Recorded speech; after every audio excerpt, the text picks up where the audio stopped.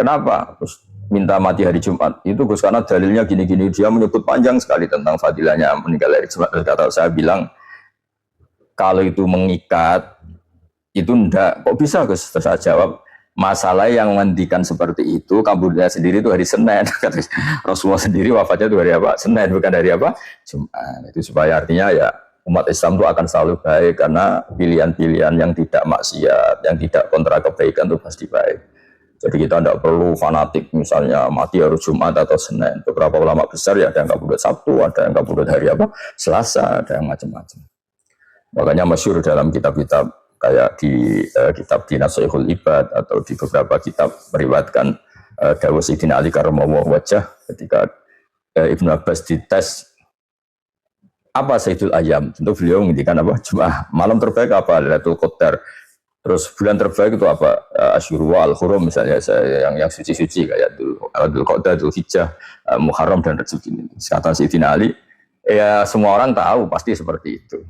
Tapi kalau saya ditanya, kata Sayyidina Ali, apa hari terbaik? Hari sing la aksilah fihi, di hari yang saya diat itu tidak maksiat. Di hari yang saat itu saya nikmati Allah ibadah sama Allah. Santri goblok, santri pergi ngeblok. Assalamualaikum warahmatullahi wabarakatuh.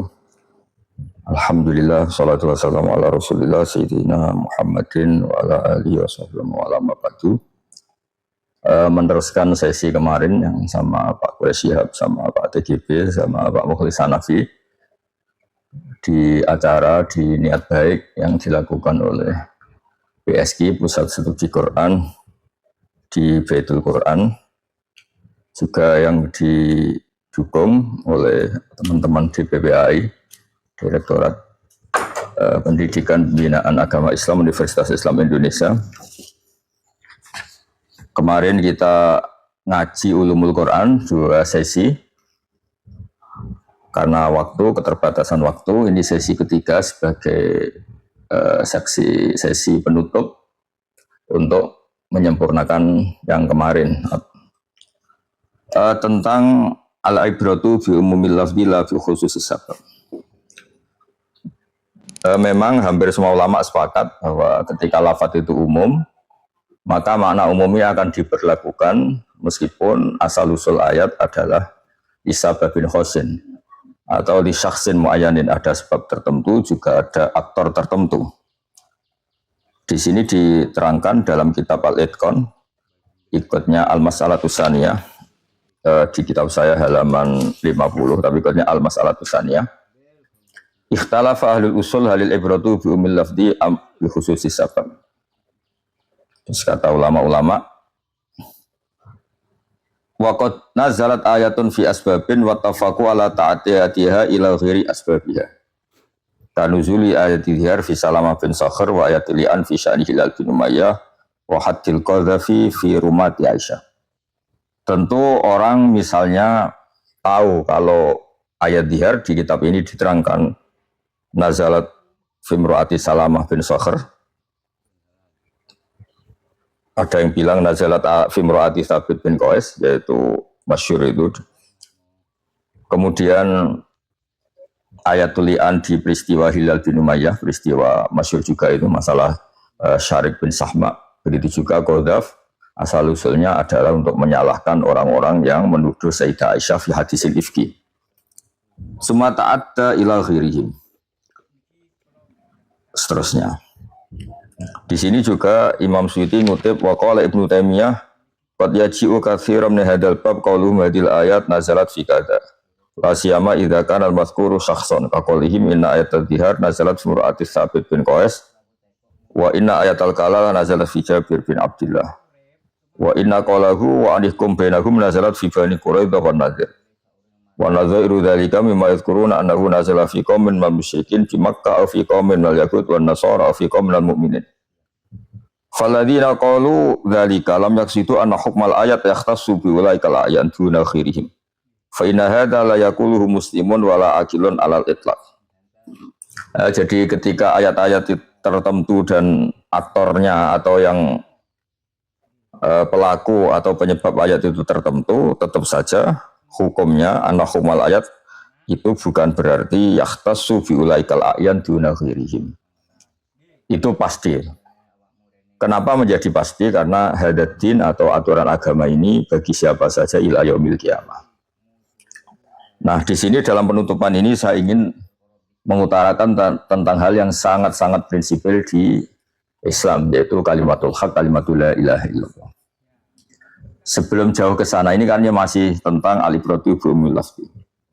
Yaitu ada ayat alladzina amanu wa lam yalbisu imanahum bidzulmin ulaika lahumul amnu wa hum muhtadun di Al-An'am 82. Ayat ini dijelaskan innasyirka la dzulmun azim di Luqman 13.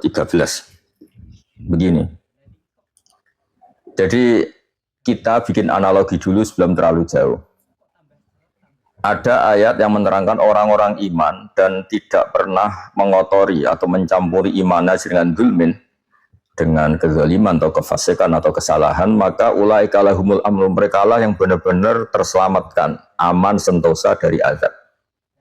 Lalu sahabat tuh merasa berat sekali, karena kalau zalim itu artinya perilaku yang tidak sesuai aturan atau perkataan yang tidak semestinya atau kesalahan-kesalahan apapun itu disebut zalim. Tentu kalau itu makna zalim secara umum, maka hampir kita semua tidak masuk surga kecuali Nabi, karena semua orang pasti pernah zalim. Bahkan dalam adat kita masih kecil meletakkan peci di bawah saja dianggap zalim. Mungkin meletakkan minuman di dekat buku atau kitab dianggap zalim, karena itu kesalahan. Tapi uniknya dan alhamdulillahnya juga, ini unik dan kita alhamdulillah juga, sangat-sangat alhamdulillah. Naskuru wa ala dzalik. Ketika alladzina amanu wa lam yalbisu imanahum bidzulmin, di semua riwayat dikatakan syaqqa dzalika ala ashabi Rasulillah. Wa qalu ayyuna lam yadlim nafsa, itu berat sekali sampai mereka tanya, kita semua ini pasti zalim, kita semua berarti pasti enggak selamat. Karena syarat selamat itu imannya tidak tercampuri oleh zalim sama sekali. Terus Rasulullah menerangkan kepada mereka, yang dimaksud dzulmin dalam konteks iman adalah innasyirka la dzulmun azim, hanya zalim syirik yang dimaksud. Nah, sebelum saya baca riwayat dari beberapa kitab sahih, termasuk nanti dari Sahih Bukhari, dari Sahih Muslim, saya mau bikin analogi supaya lebih jelas. Kita pasti percaya utamanya oleh apa yang dikatakan Nabi, tasdik bi Rasulillah, tapi harus dengan percaya yang mantap atas nama memang riwayatnya sahihah, plus ada ad-diroyah, ada kajian yang sahihah. Begini, setiap satu kesalahan itu dianggap fatal itu sesuai kontra prinsip yang menyertainya. Misalnya begini, saya atau siapapun melihat anaknya atau orang lain mau ditabrak truk, kita harus sikap langsung menyelamatkan, menarik anak kita supaya gak ketabrak truk. Tentu kesalahan penyelamat ini, misalnya salah pakai baju yang kurang sopan, misalnya masih pakai celana pendek, atau tidak sopan karena gak berbaju, hanya pakai celana pendek, orang gak akan menyalahkan orang ini. Justru disalahkan kalau dia berganti baju dulu yang rapi, apalagi kalau salahnya sampai dia mandi dulu supaya rapi baru menyelamatkan. Karena ini dianggap kesalahan fatal, justru seperti itu dianggap kesalahan fatal. Karena menjadi fawatul maksud, yang dimaksud dari menyelamatkan malah menjadi nggak tercapai. Saya ulang lagi, misalnya ada orang mau menyelamatkan anak yang mau ditabrak truk, tentu pakai celana pendek tidak berbaju itu nggak sopan dalam bab etika. Tapi orang kan nggak akan menyalahkan dalam konteks, yang penting langsung menyelamatkan meskipun dalam pakaian yang seperti itu. Begitu juga misalnya ada orang menyelamatkan dirinya dari runtuhnya rumah, dia lari hanya pakai pakaian celana pendek, orang juga nggak akan menyalahkan. Dalam konteks itu yang penting lari, yang penting selamat. Kesalahan etika berpakaian pasti diabaikan. Begitu juga misalnya kita punya emas 1 kilo, mau ada garong atau mau ada bahaya apa, karena itu bahaya, ya emas itu kita ambil, kita selamatkan. Meskipun pas kita menyelamatkan mungkin bagian kita kurang sopan, kurang pas. Nah, dalam hal iman yang sebegitu prinsip, itu tidak boleh demi menyelamatkan iman, orang menyalahkan sesuatu yang tidak punya akibat zawalul iman, yaitu hilangnya iman. Itu tadi analoginya, orang tidak mungkin menyalahkan ya. Orang nggak mungkin menyalahkan penyelamat anak tadi yang mau ditabrak truk dari segi wah pakaiannya nggak sopan. Ya betul menyelamatkan, tapi sayangnya pakaiannya nggak sopan. Ya betul menyelamatkan masnya, tapi sayang dia belum mandi, pakaiannya nggak sopan. Nggak bisa seperti itu. Dalam hal-hal prinsip seperti itu, kesalahan-kesalahan yang tidak punya akibat menggagalkan penyelamatan anak tadi pasti nggak dianggap salah. Justru yang benar-benar salah adalah dia melakukan etika normatif yang nggak penting, tapi menjadi fawatul maksud ya anak tadi ketabrak hanya karena dia berpakaian dulu, mandi dulu. Ini penting saya utarakan supaya nanti tidak kaget ada beberapa kata hasanah yang kontra dengan sayyi'ah, tapi Nabi hanya membatasi makna hasanah yaitu la ilaha illallah. Makna sayyi'ah hanya dibatasi makna syirik. Nah, pemaknaan ini adalah berbeda dengan kaidah al-ibratu bi umumillah bi khususi sabab. Makanya di sini Imam Suyuti luar biasa menjelaskan fa in qulta fa hadza Ibnu Abbas lam ya'tabir umum wa la tahsabanna alladziina seterusnya. Terus qultu ujiba an dzalika bi annahu la yakhfa 'alaihi anna al-lafdhu a'ammu min as-sabab.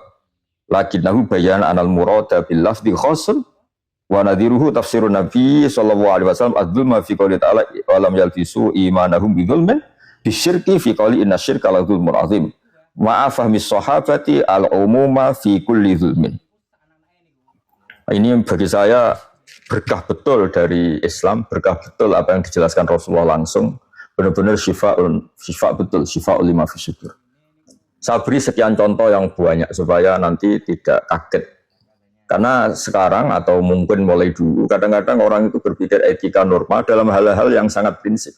Dalam hal yang sangat prinsip, kesalahan norma itu lam yu'tabar. Kalau dalam kaidah usul fikih yang dikatakan Imam Shatibi, al-mukammil idza adalil asli bil ibtal lam yu'tabar. Jadi takmilah, kalau kaitannya pertaruhan dengan al-aslu, pokok yang harus kita selamatkan, itu lam yu'tabar. Hadat takwil lam yu'tabar. Penyempurnaan ini tidak yuktabar. Ya kayak tadi misalnya kita punya anak kecil lari mau ke jalan raya ada truk dan saat itu kita mungkin baru mau mandi sehingga hanya pakai pakaian yang tidak pas atau pakai celana pendek aja kita harus lari langsung menyelamatkan. Kita nggak boleh peduli dengan kita nggak pakai baju, nggak pakai peci dan sebagainya. Karena pakai baju dalam konteks itu tidak akan disalahkan kita nggak pakai baju dalam konteks menyelamatkan anak yang mau ditabrak truk. Karena apa? Kesalahan normatif itu akan diabaikan dengan fungsi yang paling pokok, yaitu demi menyelamatkan anak yang potensi ditabrak truk dan sebagainya. Begitu juga hal-hal yang sangat prinsip lainnya. Misalnya tadi, ada orang takut rumahnya roboh dan karena ada indikasi alam apa gitu, terus dia lari, tanpa pakai baju, hanya pakai celana pendek, misalnya orang nggak akan menyelamatkan, justru memuji dia karena tindakannya fauron. Tindakannya itu seketika dalam hal yang memang harus seketika. Begitu juga mungkin HP kita jatuh dari atas dan kita bisa menangkap, cuma sayangnya kita sedang tidak berpakaian rapi, ya kita harus langsung menangkap, tidak usah berpakaian rapi dulu, nanti fawatul maksud bisa HP kita kadang jatuh. Nah, sehingga orang-orang Islam yang melakukan kesalahan-kesalahan non syirik yang tidak syirik itu tidak bisa dikatakan membatalkan imannya, karena iman ini hal yang al-aslu dan ghairu syirki adalah bukan kesalahan yang punya akibat kontra iman. Sebab itu kita menolak takfir. Ya tadi, orang akan tetap memuji penyelamat anak yang mau ditabrak truk meskipun saat menyelamatkan mungkin dia berpakaian yang kurang sopan. Karena kesalahan normatif seperti ini tidak bisa mengganggu kelebihan dia heroik menyelamatkan anak yang mau ditabrak truk. Dan begitu seterusnya kira-kira analogi. Ini tadi takfir dari Ibn. Nah, seperti ini itu bukan sekedar benar, tapi pasti benar teori yang saya katakan tadi. Karena satu riwayat, misalnya begini. Ini saya baca hadis sahih dulu dari Imam Bukhari di kitab ikutnya di Namratul Hadis 3428, juga ada di 3429. Haddatsana Ishaq akhbarana Isa bin Yunus haddatsana Al-A'mas an Ibrahim an Alqamah an Abdullah radhiyallahu anhu qala ma nazalat alladziina aamanu wa lam yalbisu iimanahu bidzulmin syaqqa dzalika 'alal muslimin faqalu ya Rasulullah ayyuna la yuzlimu nafsahu Qala laisa dzalik innama huwa asyirku alam tasma'u ma qala Luqmanu li ibnihi wa huwa ya'iduhu ya bunayya la tusyrik billah innasyirka la dzulmun adzim. Artinya gini, justru ketika ada anak mau ditabrak truk, dzulmun adzim di sini adalah melakukan sesuatu yang kontra atau yang menghalangi atau yang menghambat atau yang menjadikan dia tidak nolong hanya karena dia mau pakai baju dulu si penolong ini. Itu justru yang kesalahan fatal.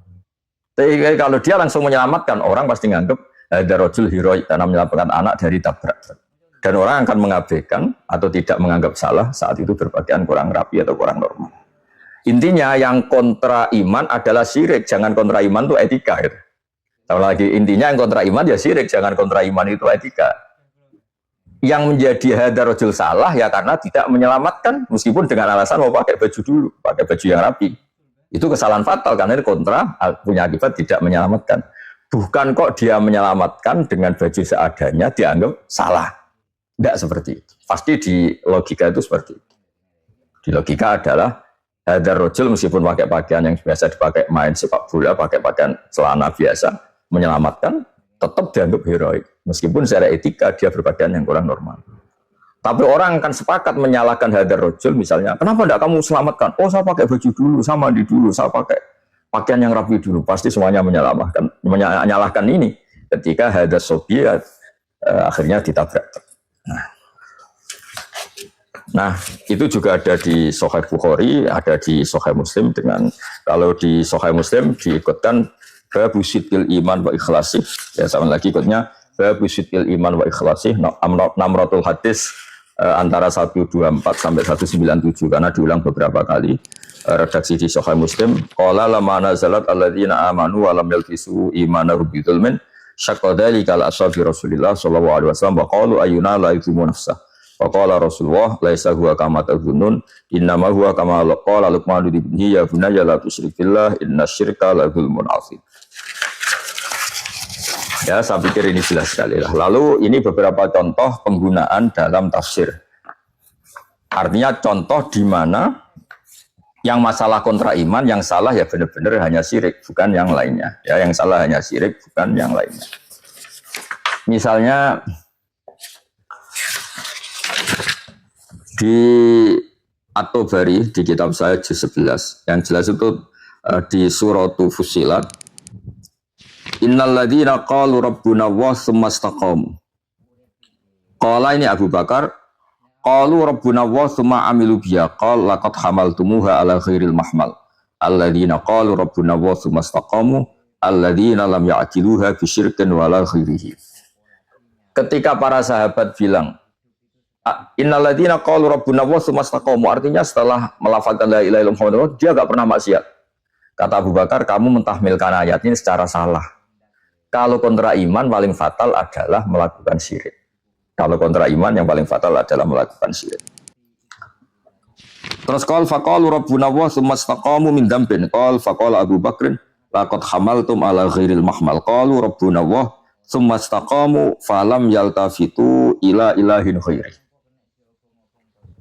Jadi ketika sahabat lain selain Abu Bakar saat itu meyakini yaitu melafadzkan la ilaha illallah, kemudian dia tidak pernah dosa. Abu Bakar bukan seperti itu, melafadzkan la ilaha illallah kemudian tidak melakukan syirik sama sekali. Ini bukan berarti Abu Bakar membolehkan dosa, tidak, sama sekali tidak. Tapi pikiran itu salah. Salahnya adalah masa iya dalam mau menyelamatkan anak kecil dari ditabrak truk, orang menyalahkan hanya si penyelamat ini tidak pakai baju yang apa? Normal, atau tidak pakai baju yang sopan. Orang pasti akan mengabaikan kesalahan ini karena dia berhasil menyelamatkan anak kecil. Ini bagus sekali ini. Begitu juga di ayat ini yang contoh lagi. Man jaa bil hasanati falahu khairum minha. Wa hum min faza'i yaumaidin aminun. Wa man jaa bis sayyi'ati fakubbat wujuhuhum finnar. Di sini di tafsir Jalalain diterangkan man jaa bil hasanati la ilaha illallah. Kemudian wa man jaa bis sayyi'ati ayyisyirki fakubbat wujuhum finnar. Ini bagus sekali. Ketika taruhannya iman, maka kontra atau perilaku yang membatalkan iman hanyalah syirik. Jangan sesuatu yang prinsip dibatalkan oleh kesalahan yang tidak prinsip. Ya tadi, kalau dalam kondisi normal, di normal acara sosial yang bersifatnya etis tentu orang datang pakai celana pendek salah. Orang datang mungkin kurang mandi dan bau salah. Tapi orang yang bau ini pun yang pakainya nggak normal, nggak dan bau, tapi menyelamatkan anak kecil secara fauron, orang akan menganggap heroik dan tidak menyalahkan pakaian seperti itu. Jadi intinya kontra iman adalah syirik. Jangan iman itu dilawan sesuatu yang tidak prinsip. Sebab itu keyakinan ahli sunnah wal jamaah bukan mengkafirkan orang yang melakukan dosa. Memang salah, melakukan dosa itu salah, tapi tidak sampai menjadi kafir. Makanya kita menolak takfiri. Itu yang tadi di tafsir Jalalain. Jadi ini sudah lengkap. Nah, kemudian yang terakhir sebagai sumbangan saya secara pribadi juga saya yakin juga pahala ini untuk orang-orang yang mengajarkan kita, karena man sanna sunatan hasanatan falahu ajruha cuman amila biha yaumil qiyamah. Orang-orang yang spesial bagi kita, guru-guru kita, Mbah Maimun, bapak saya sendiri, beberapa masuk Pak Kures, semuanya orang-orang Baitul Quran, Habib Ali, Habib Husain, semuanya termasuk orang-orang DPPAI Universitas Islam Indonesia juga para pendirinya, orang-orang yang baik pasti amalnya dicatat oleh Allah. Wa natuhu ma qaddamu wa atharuh. Sebagai penutup sesi ulumul Quran, saya akan menerangkan. Banyak orang yang sering meriwayatkan hadis mangkana akhiru kalamihi la ilaha illallah dakhalal jannah. Orang yang akhir kalamnya la ilaha illallah dakhalal jannah. Tapi riwayat-riwayat yang mutawatirah yang terkenal sekali hanya mangqala la ilaha illallah dakhalal jannah, kan tanpa ada catatan akhiru kalami. Tanpa ada catatan mangqala akhiru kalami atau mangkana akhiru kalamihi la ilaha illallah dakhalal jannah. Riwayat yang umum yaitu mangqala la ilaha illallah dakhalal jannah itu yang kita pakai. Sebab amalun nas, amalul ulama tetap mengapresiasi, tetap mensolati, tetap menghukumi Islam orang-orang mungkin yang setruk lama baru meninggal. Mungkin ya secara lahir tidak akhiru kalamihi la ilaha illallah. Begitu juga orang-orang soleh yang sujud terus meninggal juga tidak terdengar akhiru kalamihi la ilaha illallah. Nah, kenapa riwayat akhiru kalamihi la ilaha itu tidak dipakai sebagai catatan hukum? Karena ulama tahu itu hanya madah itu muji. Hebat betul orang yang akhirul kalami la ilaha illallah, maka orang itu akan dakhalal jannah. Atau pakai teori umum bahwa hadis yang mangqala la ilaha dakhalal jannah itu umum, tidak perlu catatan akhirul kalami dan seterusnya dan seterusnya.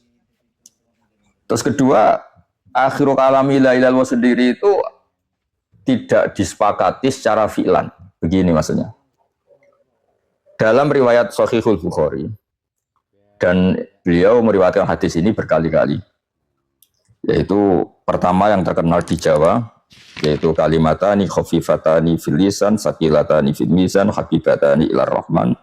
Ya, kalimatani khafifatani alal lisan, saqilatani fil mizan, habibatani ilar rahman, subhanahu wa bihamdi, subhanahu wal azim. Ini di hadis Bukhari, ikutnya 600 hadis 6682. Itu yang paling terkenal di Jawa. Itu juga beberapa riwayat yang lain dengan redaksi kalimatani habibatani ilar rahman, kalimatani habibatani ilar rahman, saqilatani fil mizan atau alal mizan, saqilatan khafifatani alal lisan, saqilatani fil mizan, subhanahu wa bihamdi, subhanahu wa ta'ala. Nah, kenapa saya baca berkali-kali supaya ngerti. Sebetulnya riwayat yang di Bukhari yang sesuai adat ahli Jawa itu yang kalimatani khafif seterusnya. Tapi ada beberapa riwayat yang dengan redaksi kalimat habibatani dulu. Kalimatani habibatani ilar rahman, khafifatani ala lisan, saqilatani fil mizan. Nah, kita jangan terpaku oleh kata-kata harus akhirnya la ilaha illallah. Juga jangan terpaku dan menjadikan catatan hukum kalimat yang diucapkan orang mukmin di akhir hayatnya adalah la ilaha illallah. Karena apa? Hampir semua ulama sepakat bahwa yang penting adalah mati alal Islam.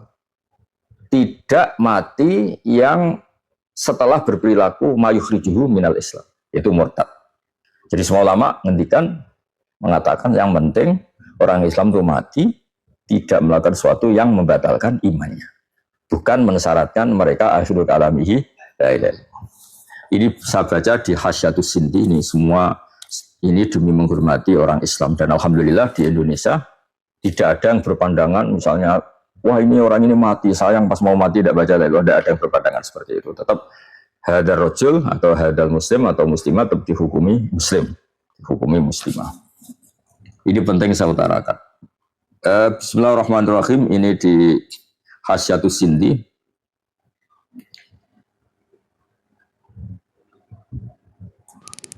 Mas, fafihi ma'amura'atil musyakalah wa tambih biwasitati istiraqima fi ba'dil huruf wal nafdan ala istiraqima fil ajli seterusnya.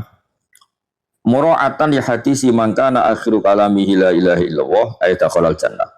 Wa dzalika li anna haqiqata tasbihi huwa at-tanzihu amma la yaliqu bi jalalihi wa kibriyaihi minasyarik wal walad wa khirihima kulliyatan. Fasara tasbihu muaddiyan lit tauhidi bi atami wajhin wa akadihi. Fafihi tambihun ala anal murada bi hadisi man kana akhiru kalami la ilaha illallah huwa ayyakuna akhiru kalamihi ma yadullu ala tauhidi bi ayyi ibaratin kana la ayyakuna akhiru kalami la ilaha illallah bi ainihi li annal mar'iyya ya ini la ayyakuna akhiru kalami la ilaha illallah bi ainihi sepersis itu li annal mar'iyya fi hadzal babi al ma'ani lal alfat ya li annal mar'iyya fi hadzal bab al ma'ani lal alfat. Jadi semangat Nabi ketika mengatakan mangkana akhirul kalami la ilaha illallah dakhalal jannah adalah yang penting orang mukmin itu bersikap tasbih, mengatakan tasbih atau meyakini tasbih.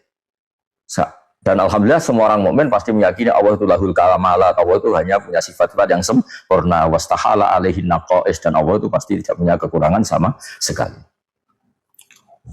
Nah, wa yu'ayyidu fil jumlah anna akhir kalami Rasulullah sallallahu alaihi wasallam al-ma'luma iku ghairu hadhil kalimah wa huwa qauluhu ar-rafiqal a'la. Ini bagus sekali.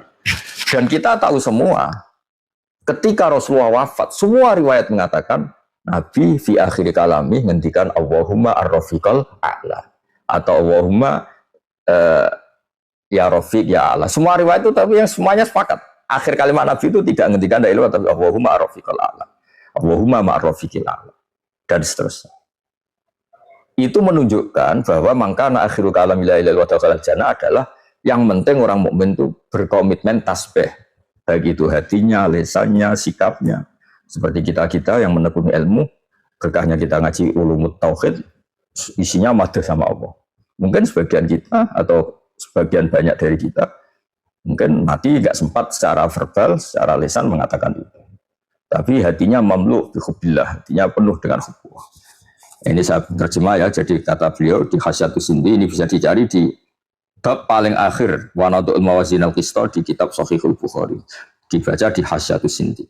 Mangkana akhiru kalamil, jadi la ilaha illallah gini, kalau betul Nabi mensyaratkan akhiru kalamil la ilaha illallah, mestinya Nabi sendiri melakukan itu. Ternyata ndak akhirul kalimah sing qala bidzalika atau qala bi Rasulullah adalah Allahumma ar-rafiqal a'la. Makanya beliau ngendikan beliau menghentikan wa yu'ayidu fil jumlah anna akhir kalami Rasulillah al-ma'lumah atau iku ghairu hadhil kalimah wa huwa qauluhu ar-rafiqal. Itu persis sama masih ingat dulu ketika mungkin 8 tahun yang lalu atau berapa lupa saya, tapi yang jelas ada kiai setiap ketemu saya minta Gus doain mati hari Jumat, Gus doain mati. Kenapa? Karena dia kebetulan sering baca hadis tentang fadhailul maut atau di hari apa? Jumat. Nah, itu beliau berakhir nggak minta itu gara-gara saya guyon. Kenapa? Terus minta mati hari Jumat. Itu Gus karena dalilnya gini-gini. Dia menyebut panjang sekali tentang fadilahnya meninggal hari Jumat. Kata saya bilang kalau itu mengikat itu ndak. Kok bisa Gus? Terus saya jawab, masalah yang menghentikan seperti itu, kabulnya sendiri itu hari Senin. Rasulullah sendiri wafatnya itu hari apa? Senin, bukan hari apa?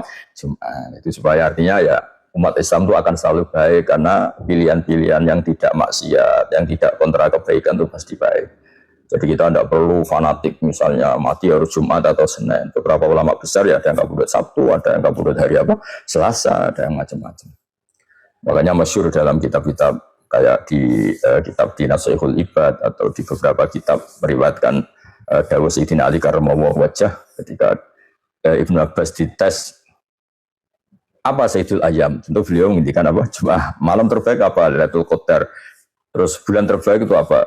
Asyuru wal Hurum misalnya saya yang suci-suci kayak Dzul Qa'dah, Dzulhijjah, Muharram dan Rajab ini. Kata Sayyidina Ali, ya semua orang tahu pasti seperti itu. Tapi kalau saya ditanya, kata Sayyidina Ali, apa hari terbaik? Hari sing la aksilah fihi, di hari yang saya diat itu tidak maksiat. Di hari yang saat itu saya nikmati Allah, ibadah sama Allah. Apa momentum terbaik? Ya momentum saat saya mencintai Allah dan tidak maksiat. Ya intinya itu ya seperti itu. Jadi berkahnya baca ini insya Allah menjadi clear, kita tidak takfiri dan kita biasa berlogika. Ya biasa berlogika, tentu kita tidak menyalahkan lelaki atau tim SAR atau mungkin apa sajalah yang menyelamatkan orang tenggelam, misalnya dalam posisi kebetulan dia hanya pakai celana pendek misalnya. Orang tidak akan menyalahkan itu. Justru menyalahkan ketika membiarin yang mau tenggelam hanya karena mau pakai baju dulu. Nah kira-kira seperti itu di ayat alladzina amanu wa lam yalbisu imanahum bidzulmin. Kesalahan kontra iman ya tentu syirik. Jangan kesalahan iman disalahkan dengan hal-hal yang normatif. Itu Masya Allah luar biasa Rasulullah SAW ketika meluruskan faham sahabat yang mengartikan dzulmin di sini adalah mutlaqul dzulmi, yaitu watu syai' fi ghairi mahalli. Tapi langsung dibetulkan oleh Rasulullah, laisa huwa kama tadzunnun innama huwa kama qala Luqman ibnihi. Seterusnya itu ya bunayya la tusyrik billah innasyirka la dzulmun adzim. Ya alhamdulillah, meskipun saya tahu beberapa kita sudah ngerti kitab ini, ngerti redaksi ini, ngerti ibarat ini, tapi tentu tetap baik ketika kita sesama muslim, sesama pecinta Al-Quran saling melengkapi. Dan mungkin insya Allah berkahnya ini mudawwan fi kutubi aslafina sholihin, di kitab-kitab orang dulu, maka tetap nanti insya Allah dalam video atau dalam buku yang direncanakan oleh PSG, kemarin saya juga diamanati oleh Pak Kores, supaya ini mudawwan, menjadi apa, tadwin, menjadi dokumentasi ilmiah yang luar biasa. Alhamdulillah, semoga ini menjadi kebaikan kita. Wassalamualaikum warahmatullahi wabarakatuh. Waalaikumsalam warahmatullahi wabarakatuh. Selamat pagi santri senior, selamat pagi santri goblok, sorry salah ya. Ya begitulah kajian hari ini bersama guru besar kita, yaitu Kiai Haji Ahmad Bahaudin atau yang lebih dikenal sebagai Gus Baha. Bagaimana? Apakah kalian semua sudah menyimak hingga akhir, sampai hingga kalian benar-benar paham ya konteks dari pembahasan hari ini? Dan ini full ngaji ya, tidak ada unsur atau apa yang mungkin dipotong atau bagaimana, karena kita ini langsung diambil dari Taktimul Quran, dari yang diasuh oleh Profesor Dr. Kores Shihab ya saudara-saudara. Dan ini pengajian, bukan pengajian ya, ini kajian terbaru dari Gus Bahaudin atau yang disebut dengan Gus Bah. Semoga kajian ini bermanfaat buat kalian semua, tentu saja buat kita, menambah ilmu, menambah wawasan, dan semoga apapun yang semoga semua mendapatkan hikmah dari kajian ini. Dan tentu saja kalian juga bisa melihat video-video sebelumnya, karena di sini kami sengaja memang memberi full version dan sengaja memberi atau mensajikan video atau kajian atau pengajian dari berbagai ulama di Indonesia ya, dengan tujuan agar kita tidak gagal paham, dengan tujuan agar kita tidak melihat sesuatu itu hanya dari sudut pandang gitu. Kenapa? Agar kita itu bisa lebih bijaksana lagi gitu, saudara-saudara. Bisa lebih bijaksana lagi karena apa? Karena kita kan bisa melihat dari sudut pandang, misalnya ini contoh Kiai Haji Gus Muwafiq dan Kiai Haji Gus Miftah atau Kiai Haji Gus Ikdam atau Kiai Haji Ahmad Habib Rizik atau dengan siapapun itu, termasuk Kiai Haji Mustamar dan Kiai Haji Akil Sirot, siapapun itu ulama-ulama kita. Tujuannya kenapa, saudara-saudara? Yang pasti dan yang jelas ya hanya satu, agar kita itu bisa melihat sudut pandang yang berbeda dan kita bisa memilah atau memilih mana yang mungkin apa itu namanya itu relate dengan pengalaman kita ya, karena biasanya setiap manusia itu mempunyai pengalaman yang berbeda-beda gitu. Dan dari perbedaan itu kadang ada yang relate dari cara ngaji atau kajian-kajian itu ada yang pas gitu loh dengan kehidupan kita sehari-hari gitu. Karena orang itu kan punya kecenderungan suka gitu atau fans. Ada yang cenderung lebih nyaman, lebih cocok dengan Gus Baha, ya silahkan monggo amati dengan baik. Begitu juga ada yang sebaliknya, mungkin yang saudara-saudara kita yang cenderung lebih suka sejarah bisa nonton ya Haji Ahmad Muwafiq. Atau mungkin saudara-saudara kita yang lebih suka agak-agak guyon dikit, agak ada lucu-lucunya, agak humoris ya bisa nonton Kiai Haji Anwar Zahid atau mungkin Gus Miftah ya saudara-saudara. Jadi semua itu pilihan, dan setiap pilihan itu ya pasti ada plus minusnya kali ya, itu saudara-saudaraku. Oke saudara-saudaraku, saya akhir sampai di sini dulu. Untuk yang belum subscribe silahkan subscribe. Untuk yang sudah subscribe saya ucapkan terima kasih sebesar-besarnya. Dan seperti biasa di belakang kami kasih beberapa video yang mungkin juga bermanfaat, bisa ditonton. Meskipun mungkin bukan resmi ya, bukan pengajian resmi, tapi setidaknya ada hal baik lah, ada hikmah tentu yang menurut saya juga layak untuk kita pahami dan pelajari. Oke saudara-saudara, nggak usah lama-lama, mari kita lanjutkan video selanjutnya. Jangan lupa tonton sampai habis agar kita tidak gagal paham. Yang kafir itu orang Islam sebenarnya. Menurut umpamanya orang Kristen, berapa Tuhanmu? Sejinah 10 misalkan. Enggak masalah. Enggak masalah, karena dia kan apa ya? Agamanya kan bukan Islam, menurut. Nah, sing diarani kafir mereka wong Islam. Podene wong melecehkan agama. Nek melecehkan agama itu merangkum seluruh agama. Ya wong Kristen umpamane nano wong Kristen itu kan melecehkan agama. Wong Islam nano wong Islam itu melecehkan agama. Nah, beda dengan pengkhianat. Beda. Nah, wong pengkhianat ini nih, aku wong Islam.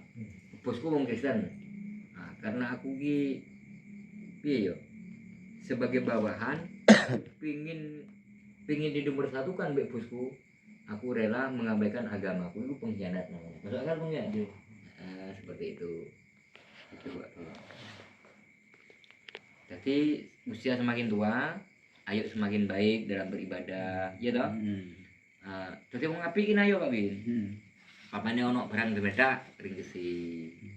Terus papane sampean mlaku nang ndi? Oh yo ono barang berbeda ringkesi. Lah aku tak mlaku iki diperingatno ngate Mbah. Nek alon-alon iki aku seneng ora kok ora tak benci. Ini alhamdulillah sampeyan dongake. Selamat. Jadi sok kene-kene umpamane ono barang berbeda Gumulan. Ngomong dong peringatno. Gue jagung bedake potes gumulan. Nemen to ya api. Udah kae. Jadi alon-alon Mbah. Alhamdulillah sampeyan ngelingake aku yo ngono. Jadi ngekei senengake iki wong. Ngekei peringatan apik to. Pol to ya api. Nah iki tak pelanggar peringatan rokok demam iki tak pelanggar natane. Merokok dapat membunuh ngono iki lho tanggep. Wong sing gak ngerokok kok mati. Dia mati. Lah rokok mati, mending rokok sampai mati. Ya wis tuwek kok enek tulisan sing model. Rokok mati gak rokok mati. Rokok aku ngono. Lho kok pabrik rokok no kok ngene iki. Nah, lha bener. Ya? Wong ora lek ngemut rokok lah kon ngemut apa jenenge gedang to. Aku sawah orang duwe. Iya. Tegal orang duwe. Iya toh. Tapi ketika aku pingin mangan gedang teko. Ketika aku pingin beras anyar ya, wong sing duwe sawah kurung panen aku wis mangan beras anyar. Nah, kuwi cara dinilai, ya toh. Berarti kan Allah Taala seneng mbek aku. Nah, Allah Taala gak seneng gak mungkin kan aku dicukupi ya ngono ya. Nah, berarti kuwi sing payu ki apa nek. Aku dulu tak pikir jadi tokoh orang pintu tapi pintar. Pinter Iya. nek sampean pinter. Sebenarnya apa? Lamun kuwi jare kono udah ora gelem kok. Ya cek pinter dhewe ben toto nang sing ngontrol-ngontrol pae ngene. Coba pi. Kuwi pinter sih. Ening lho. Pak Bin kok Ben sunat. toto pinter. Oke. Sampean jare kak sunat. Ya jaran senat tak ki kok. Wis tuwek sunat. Kak jare. Kak masih kirane ora sunat jare. Ya suwe dah kuwi. Sampe gak sunat to. Wis suwe. Ora sama daring ini suwe. Tapi sunat tuh sampean. Entek ngono. Sunat to ora tapi sampean. Tapi kowe sunat pindho pisan. Aku pindu. Ya kok sing pindho. Lah konan ora dadi kok. Enak kejadian hubung iki piye. Enak, udah sik, piye. Jadi aku kapok mau sunat neh. Lah nyata brembung eneng pindho tenan. Pisan ikute balik neh. Iki pindho. Sing pisan tak gawe sindir sing mburi kowe bantai to. Nek sampean mung pira? Umume wong pisane kapok mau sunat neh. Sunat ora wi. Umume wong Jawa nek ngono. Lah iki nyatane pindho. Ini berarti jerit sunati genderuwo nih, Pak Bin. Disunati genderuwo nih Ora berarti. genderuwo yo wong tenan to kuwi. Calak ketemu berarti. Lah krungu-krungu enak jerit sunati genderuwo. Pak. Bunyi aneh-aneh, dudul lagi sunat ya neng. Kaduran bedo nih. Dan dari aneh itu wis gede. Urung Joko wis dirabekno. Lah ora kuwi urung sunat. Ngerti jongkol kowe nek gak sunat do melok aku ngono. Jadi dudul lagi sunat. Lah mangke gede lah sing wedok apa umum akeh di cekelan watun bayang sing bedo nih. Lah urung sunat kok. Ya kok gelem dirabek ndarane lho. Debian ya, rek saiki ra enak lah. Wong blumbung Lah mesti debian to. ora dik biyen mburi iki to. Lagi iki? Maneh aku pas nepake nang blumbung aku kan mulai delok blumbung. Lagi dun. Kuwi Musuh bener. urung Joko tapi wis rabi. Ya kuwi. Aneh-aneh wong berumbunge aneh-aneh berarti. Ya rada aneh-aneh ya kuwi ya. Ya dirabek aja ora ngerti Teori wedok cekelan waton bayang kuwi. Jadi ijen to. Ngurus sunat tuh rabi. Aku ora ngobrol lagi. Asli nyata ya. Aku nek wong anak wedok rapi wedok no. Iya nek itu nih. Nek tau berhubungan to. Bi. Coba. Tau berhubung koyo sing macak wedok macak lanang rabi iki lho. Wong anu ki Tau berhubung to. wong suku sewu. Macake lanang. Maksudnya diapan? Yo mek banyu yo ngetok pring. Laki-laki iki. Wis wae. Wong wedok wis kaya wong lanang tandange. Ya ki rabi wedok ngono, ya rabi ngono. Rabi. Wong wedok yo wedok tenan. Enak iki diapan wi. Suwe wisan. Lah iya. Sewu aja. Wis diapan ya, Bin? Diapan lagi iki.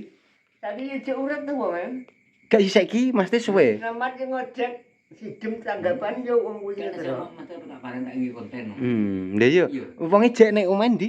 Sok diparani. Cara gelem ra. Suka sewu. Blok endi? Debian tukang ngeter sinden sidem yo kuwi. Saiki umurane sak pira wisan? Matake yo lanang to. Ya kadang tekak kuwi. Nek dibel Gak cara saiki umure pira kuwi wonge? ya yo wali sak umur kula kan. Umur tuwek aku. Si Andrew. Mesti umur tuwek aku mesti kulo. Lah kula. Paling-paling tuwek aku kok. Ini si Ani gue kan. Dia kan waktu itu si Ani. Dia kan Mampu lemah to. Ngene wong wedok pengen dadi wong lanang gitu. Iya to le wi. Bila pelajari berdosa kok yo ngono mata yo lanang. Aneh-aneh ya wong blok ngono. Maksudnya wong wedok mata lanang. Ya tapi kan rabi, tapi kan rabi. Atul yo ketok pring biasa. Ini si Anu. Nulis tuh. Piye. Itu kira duit 50 iki. Ora nganti gitu. Ndek kok krungu. Kok krungu dek. Kadang kok krunga. Aku lagi krungu ki lho lek wi, lek wong wedok wi. Kok enek koyo ngono bareng ning blumbung kok Aku anak-anak. wis ana video iki, iki blok toprak jenenge Budoso kuwi yo matake lanang. Gak tapi tetep rabi karo wong iki kan. Tapi yo wong wedok tenan tapi wis tujuane kaya wong lanang. Gak tapi kan wi jarine rabi karo wong wedok. Rabi.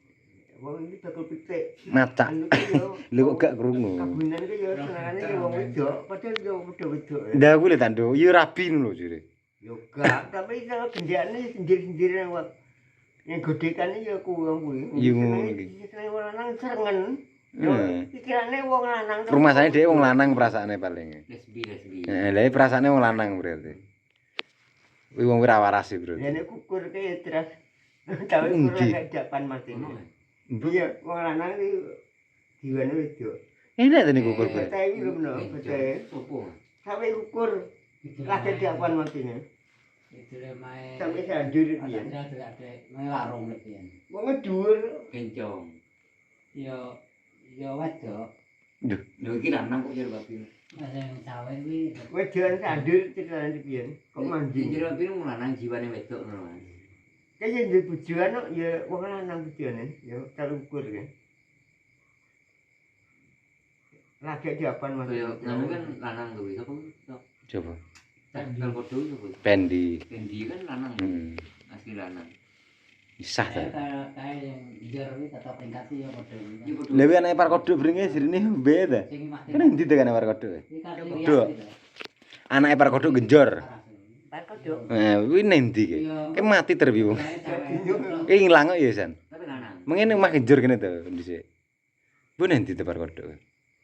Kayaknya di penjuru dia merkosa wong tuwek piye. Mati ya. Mati dene enak. Wis mati. Sing gandane anake kuwi lho. Sing di sing Mas Bencong ya. Mat. Tapi iki aku karo Mas iki cepethuk ning kono par kodhok dhisik ning ndi ki ning Dayun lho. Karo Mas di terakhir kok ora par kodhok kan. Par kodhok genjor iling gak.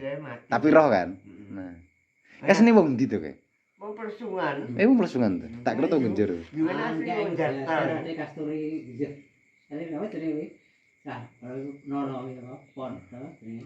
Wong jungane rokok ulung aku rokok. Wi par kodhok. Dia rokok jungane par kodhok, rokok ulung rebut iki. Main Jakarta. Dulu saya cek lho. Nek kode lah aku ngentek dhuwit kan anggere NLP dhek kesana nebus iki kode aku. Jungane iki lho. Iki par kodhok to. Jungane par kodhok. Heeh. Tete jero-jero nebus anake ning. Duwe nang ndi. Ya tebus ya orang tuh. Ya seneng Plesungan iki dene. Berarti sing wedok wong genjor kene. Rabi ning ngejar, nek jungane wong persungan. Wong Plesungan. Wong Jakarta direbi wong persungan. Ya nak par kodhok. Par kodhok. Senengane Pak Erik iki ngene dhewe. Par kodhok wis. Bedik. Ya tapi yo mati tapi napa ning. Ya mati ya penon. Ndaya benen. Ujug-ujugane dipendhelep karo lemah. Makanya karo Mbah Kobir disebut ibu bumi lebok no lemah neh. Mbah Kobir kan ngono to. Mbah Kobir to Kobir. Ya itu ya logikane Mbah Kobir kan opo kan dilair karo lemah dipendhelep lemah. Mari diceluk bu. Ya ibu bumi. Melahirkan Tuhan. Melahirkan Tuhan ya saja. Iki jarine wong Anjuk, Mbah Kobir jenenge. Iki unik neh wonge kuwi. Aku sing gak nemu logika iki sing duwe lho. Kan sudah dijelaskan la ilaha illallah. Tiada Tuhan selain Allah. Dan tiada Tuhan kenapa wong kok sik Tuhan-tuhanan? Ya Tuhan coba maca keredal. Tuhan. Yo sing ngerti sapa sing maca nang. Itu juga hantu itu. Dan Allah kan sudah jelas. Ya Tuhan yang boleh dengan Al-Quran orang sebutan Tuhan. Berarti kan juga bener kalimat la ilaha illallah. Tapi wong kan kebiasaan wahai Tuhanku. Coba, ini mana Allah lagi nyon. Ono mana sing kanton sing ngecat lombok. Ono kan mau ngono wis. Ini kanton sing ngecat lombok. Kadang kanton sing gawe urip. Sing repot tapi ngaji ning Kak Roni cerita. Iya nah iki. Matu tobat dhek kaya panggilan. Kuwi nek repot malaikat iki apa rata anu ki. Tobatnya matuk mati rakyat. Ngata dhek nekakno malaikat Jibril musyawarah piye carane. Nek cara nimbang piye amal iki. Ewoan ngoten. Laporan ning Gusti Allah to. Nah terus mereka ngono. Tapi terang nem aja sampai ditiru ngono niki. Sing gambar ngono aja sampai ditiru wong-wong niki. Kok eneng. Ya panggilannya wis nepaki. Ngene. Iya. Wong iki ahli maksiat iki. Masih ya padha mek kuwi to. Sik to, nek aku tak jelasno. Heeh. Iki ana dosa Pak Bin paling gede. Heeh. Dosane wong membunuh orang itu enggak sepiro. Lek iki tukang penggali kubur, Heeh. mayit diperkosa, lu dosane kaya opo terusan? Wong mati diperkosa, dosane kaya opo? Kayak gede to. Ya nemen kuwi. Nemen to. Lek kuwi diterima kok enggak kok. Tobatnya diterima, bahkan belum sholat, belum tobat. Lagi niat itu diterima, kasih contoh. Maksudnya sing gak oleh dicontoh kuwi eleke ojo dicontoh, ning tobaté kudu dicontoh sungguh-sungguh kepada Allah Subhanahu wa taala. Ngoten sing bener. Kaya diterang ngono iki mare. Aja ditiru sing ngono kuwi kan ngono tok. Keliru. Tau iku namanya taubatan nasuha, berarti kudu ditiru. Tobatnya ditiru ning lakone ojo ditiru. Misalkan sampean petuk bajingan, ngandane sama nabi, patut dinut ora? Patut dinut lah.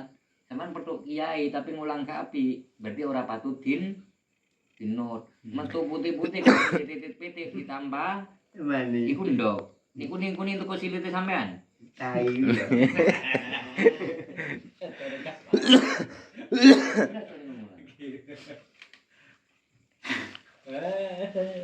Itu ya, Bibi seneng ya.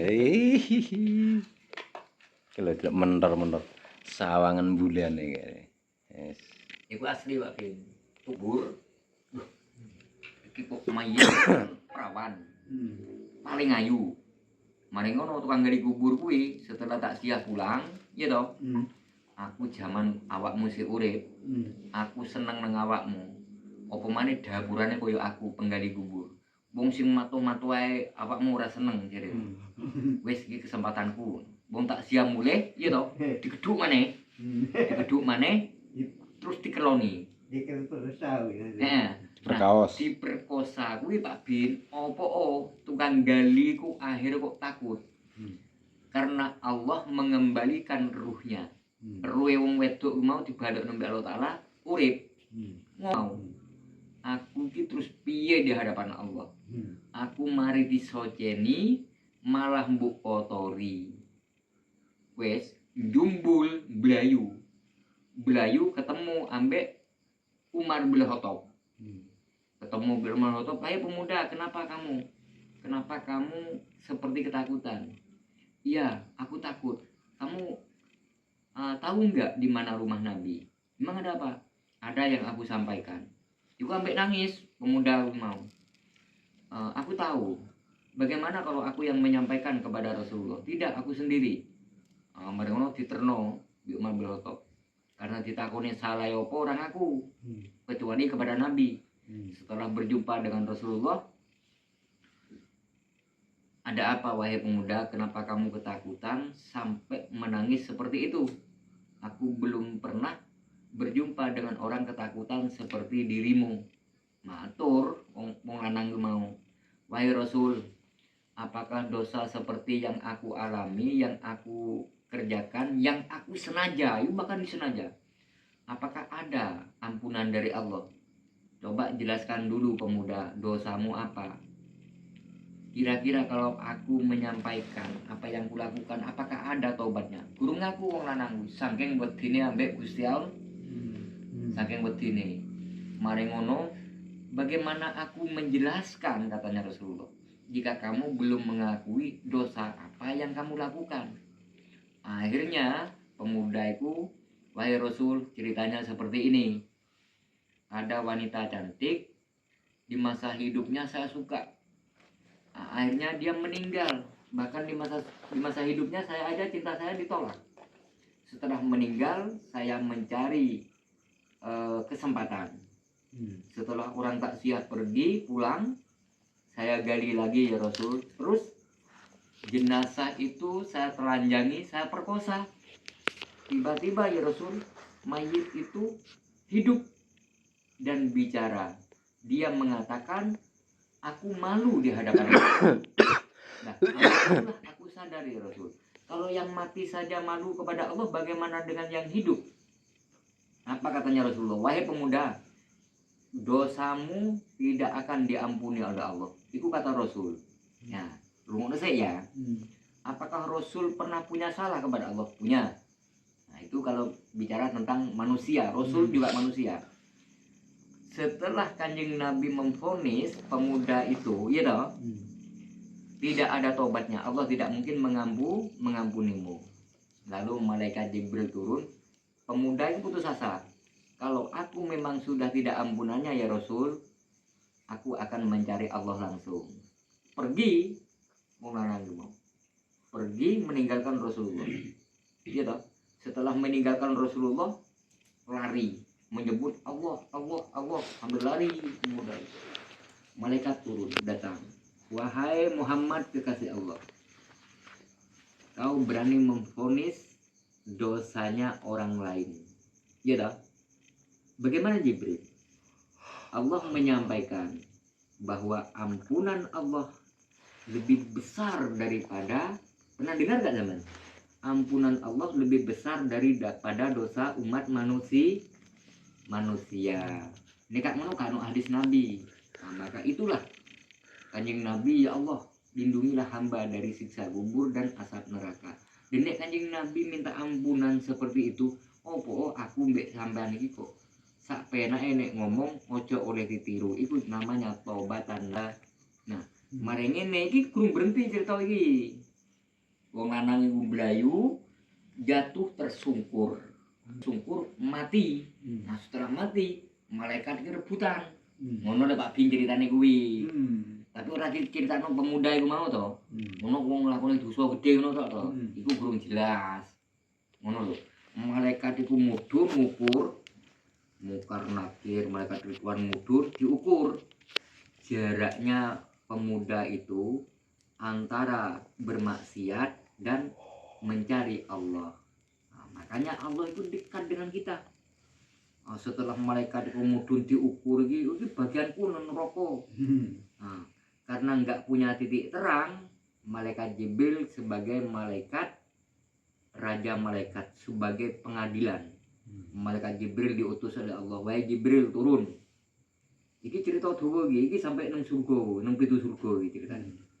Setelah malaikat Jibril turun, malaikat Jibril menyampaikan bahwa pemuda ini sungguh-sungguh bertaubat taubatan nasuh. Nek kamu kan taubatan nasuhan jenenge. Nah, taubatan nasuha itu gampang Pak Bin. Iya ta? Ora sholat cukup menyesali, jangan mengulangi apa yang dilakukan. Nah, sing maksud ojo dicontoh kuwi yo lakone iku mau. Tapi nek taubat iku wajib dicontoh. Awake dhewe kudu taubat nasuha. Bapaknya awake dhewe pernah nglakoni elek, pernah ngrasane antuk, misalkan kontrol antuk urut misalkan. Iki kan jaluk sepuro. Lha iku taubat nasuha. Taubat nasuha iku kudu mengakui apa yang kita lakukan. Misalkan aku jaluk sepuro nang kasmu. Yo kan umum ngene. Juga hal ngono, iya toh? Tapi gak diterangno. Pernah ngerasane, pernah jiwit, pernah bidu. Deku yo kurang keterima kuwi. Jelasno. Aku pernah ngerasane sampean, pernah sama iki luman nang aku. Tapi aku iri, itu jelasno. Itu baru diterima salat. Salat berjamaah tapi tulisane nang wong kuwi lho. Nah, sing dimaksud kuwi ampunan Allah lebih besar daripada dosa manusia. Aku mau toh? Iya toh? Itu antara dosa, kita jelas no, ben gak salah paham. Antara dosa kita kepada Allah. Dah, sing sebut dosa minanas. Qul a'udzu birabbin nas. Ini kono mana itu?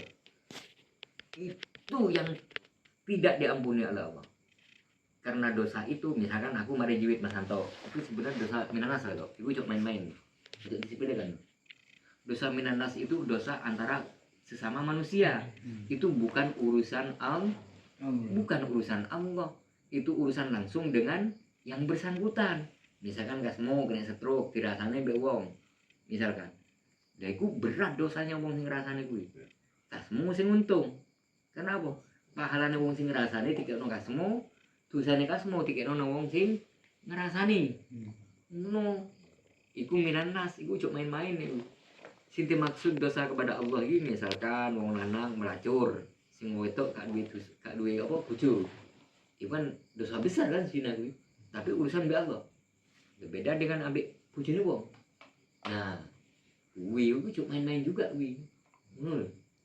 Jadi umpamane iku gak oleh dicontoh, iku keliru. Tobatnya harus dicontoh tapi lakone ojo contoh. Ngono lho nek nerangno kuwi wong ben paham. Nek jelasane ya bingung piye. Nyatane sampean bingung.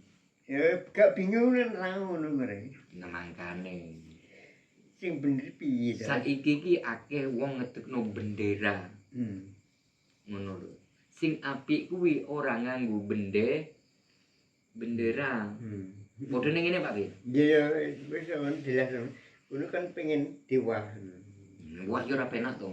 Ya penak lho jenenge piye ngono kuwi. Coba esuk-esuk wah ngono manggu. Lah tentu bener sampean. Aku ndak toko niki. Sik piye to ya. Padahal aku ngaji kok petuk sing model ngene. Aku wis pengen ngaji pengen roh inti-intine. Asline kan ngono. Tujuan pendekatan Gusti Allah itu bener sing dia. Padha ngene Pak Bin ya. Ceramah atau dakwah. Ceramah atau dakwah yang paling baik gitu. Ngentut sampean. Iya. Dosa. Orang jarak mereka. Orang dosa. Dosa to iki Iya, menyampaikan ayat Allah. Piye?